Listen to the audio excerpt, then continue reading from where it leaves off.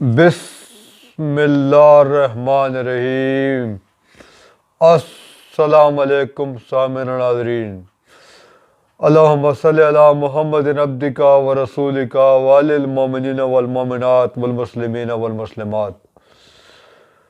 سامعین ناظرین، آپ یہ ویڈیو دیکھ رہے ہیں، اس کا مطلب یہ ہے کہ آپ کو ہیلتھ سے متعلق کوئی پرابلم ہے یا پھر آپ کو ہیلتھ سے متعلق معلومات میں دلچسپی ہے۔ تو اگر آپ چاہتے ہیں کہ آپ کو آئندہ بھی اس قسم کی معلوماتی ویڈیوز ملتی رہیں تو پلیز اس چینل کو سبسکرائب کریں۔ سامعین و ناظرین، آج کا جو ہمارا ٹاپک ہے وہ نفسیاتی مردانہ کمزوری کے بارے میں ہے۔ مردانی کمزوری کے بارے میں آپ نے اکثر سنا ہوگا، لیکن نفسیاتی مردانہ کمزوری کے بارے میں بہت کم لوگ جانتے ہیں۔ سامعین و ناظرین، نفسیاتی مردانہ کمزوری ان نوجوانوں کو ہوتی ہے جو بظاہر تو فزیکلی بہت ٹھیک ہوتے ہیں اور جنسی طور پر بھی ٹھیک ہوتے ہیں، مگر بیوی سے ملتے وقت ان کے اوپر خوف طاری ہو جاتا ہے اور ان کو انتشار بالکل نہیں آتا۔ اس قسم کے نوجوان نفسیاتی مردانہ کمزوری کا شکار ہوتے ہیں۔ سامعین و ناظرین، بعض نوجوان شادی کے بعد بیوی سے صحبت کرنے میں ناکام ہو جاتے ہیں۔ شادی کے بعد کیونکہ پہلی بار میاں بیوی جنسی ملاپ کرتے ہیں، اس لیے ایسے مریض بھی ہمارے پاس آتے ہیں کہ مریض آ کر بتاتا ہے کہ وہ پہلی رات کچھ نہ کر سکا۔ مریض پر خوف اور پشیمانی کے آثار دکھائی دیتے ہیں۔ بعض دفعہ تو اس بنا پر خودکشی جیسے افسوسناک واقعات بھی رونما ہوتے ہیں۔ اللہ پاک ہر ایک کو ہر قسم کی رسوائیوں سے بچائے، آمین۔ سامعین ناظرین، دراصل نفسیاتی مردانہ کمزوری کی تعریف یہ ہے کہ ایسے افراد جن میں اگر علیحدگی میں جاگتے ہوئے دل و دماغ پر صحبت وغیرہ یعنی انٹرکورس کے حسین خیالات و مناظر چھا جانے سے، یا پینس کے مساج وغیرہ سے، یا پینس میں مکمل جنسی ہیجان اور مکمل اریکشن اور ٹائٹنس آ جاتی ہو، مگر حقیقت میں بیوی سے انٹرکورس کے لیے کوئی شہوت یا اریکشن پیدا نہ ہوتی ہو، تو ایسے مریض نفسیاتی یا سائیکولوجیکلی سیکسول ویکنس کا شکار ہوتے ہیں، جو کہ دراصل فزیکلی تو ٹھیک ہوتے ہیں اور جنسی طور پر بھی ٹھیک ہوتے ہیں، مگر نفسیاتی طور پر وہ غیر صحت مند ہوتے ہیں۔ ہوتا یوں ہے سامعین ناظرین کہ ان کے دل و دماغ پر بوقت انٹرکورس خوف، انکانفیڈنس، اور اگر وہ جنسی غلط کاریوں کا شکار رہے ہوں یا مبتلا رہے ہوں تو اس کا احساس گناہ اور اس بنا پر احساس کمتری کی کیفیت چاہیے ہوتی ہے۔ ظاہر ہے ایسی کیفیات میں اریکشن کیسے پیدا ہو سکتا ہے کہ جب کوئی شخص عورت کے پاس تو ہو مگر خوف سے دل گھبراتا ہو اور اعتماد کی کمی سے ٹانگیں کانپ رہی ہو اور طبیعت پر اندرونی لرزہ طاری ہو۔ یہ نامردی دراصل دل و دماغ کی ان کیفیات کی پیدا کردہ ہوتی ہے جس کا حقیقت سے کوئی تعلق نہیں ہوتا۔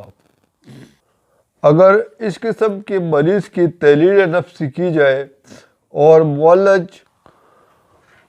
نفسیاتی اور ادویاتی علاج سے مریض میں بوقت انٹرکورس وہ فیلنگ یا کیفیات پیدا کرنے میں کامیاب ہو جائے جو کہ اریکشن کے لیے ضروری ہے، تو وہی پیشنٹ اگلے دن حشاش بشاش کلینک پر آتا ہے اور کہتا ہے کہ میں بھی کتنا پاگل تھا ڈاکٹر صاحب، یا پھر آتا ہی نہیں، اگر اتفاق سے کسی دن ملاقات ہو جائے تو اگر ان سے پوچھا جائے تو جلدی سے جواب دیتا ہے کہ ہاں وہ ٹھیک ہو گیا تھا، گویا کہ اس بارے میں مزید بات نہیں کرنا چاہتا، کیونکہ ایسے مریض عموماً شرمیلے اور شرفا ہوتے ہیں۔ بہرحال سامعین و ناظرین، ایسے تمام افراد جو کہ بیوی کی غیر موجودگی میں خود کو ٹھیک پاتے ہوں تو وہ بالکل ٹھیک ہے۔ صرف ضروری امر یہ ہے کہ جب ایسا کوئی شخص پہلی بار انٹرکورس کے لیے اپنی بیوی کے پاس جائے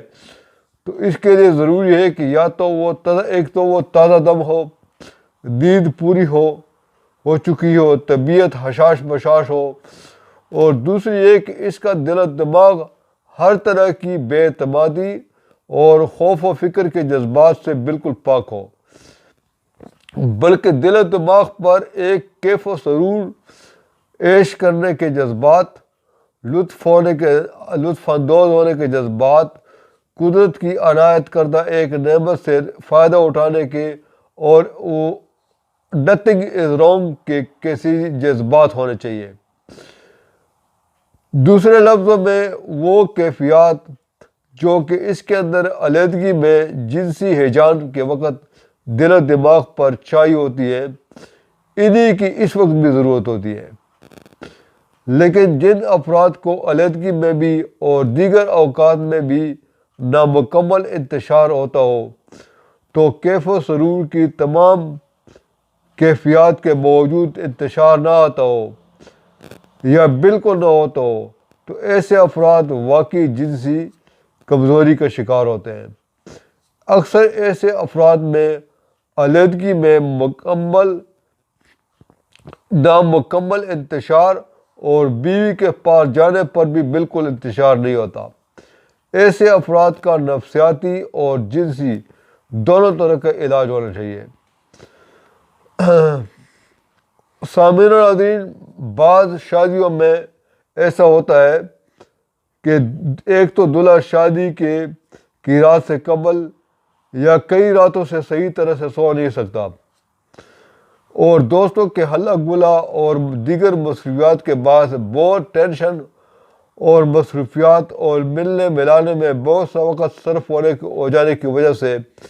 ذہنی اور جسمانی تھکاوٹ کا شکار ہوتا ہے، اور بعض شادیوں میں بارات رات گئے واپس گھر پہنچتی ہے۔ یہ ساری چیزیں مل کر انسان کے اندر ایسی کیفیات پیدا کر دیتی ہے جو کہ اس کام کے لیے موزوں ہی نہیں ہے،